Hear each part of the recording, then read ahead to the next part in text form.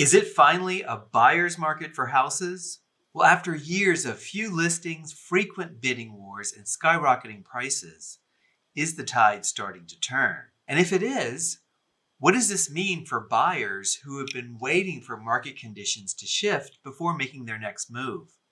Well, we're going to break it all down in this video.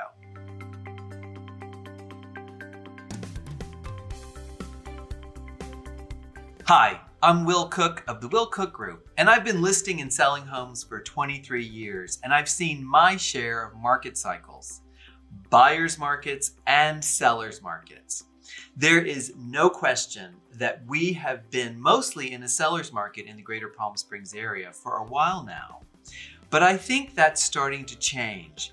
And if you're a buyer, today we're going to talk about 3 things that you can take advantage of. The first thing buyers can take advantage of is the fact that they have more choice in terms of the number of homes for sale. In the greater Palm Springs area, at 3,667 units, there are more homes on the market now than there has been since 2019. This represents a sales ratio of 6 months of sales, meaning that if no other homes come on the market, it would take 6 months to sell all the current listings. Historically, this demonstrates a more balanced market between buyers and sellers. But as you can see from the graph, there is a steep upward trend, which represents we are near our typical seasonal peak. That number, however, could continue to increase as we head into the summer months.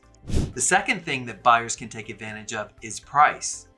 All the headlines that you're seeing about a potential recession or a stock market crash breed fear in all markets, and that could be a good thing for buyers. In all of the Palm Springs area listings, we've experienced a 7 to 8% of them have had a price adjustment in the last month.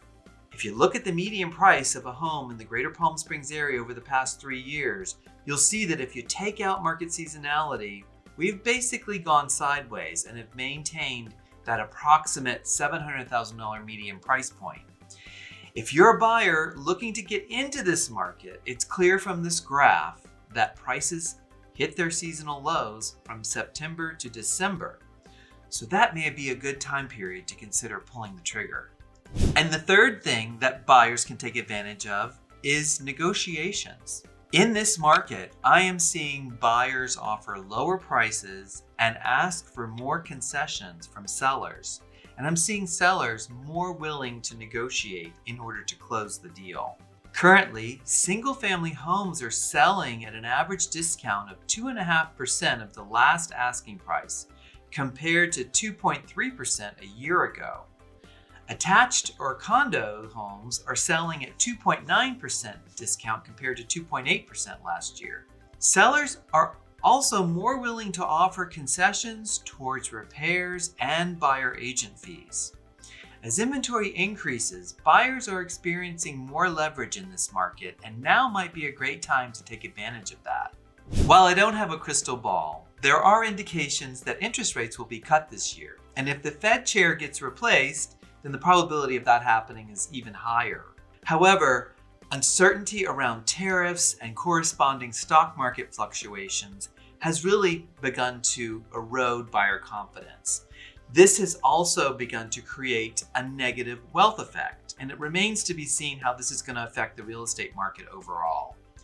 But if you're in the market to buy a home and live in it for the next 5 to 7 years, real estate has historically been one of the best investments available. If you'd like to talk about your specific situation and our local market, I'd love to have a conversation with you. Please give me a call, a text, or an email. Thank you so much for watching. See you next time.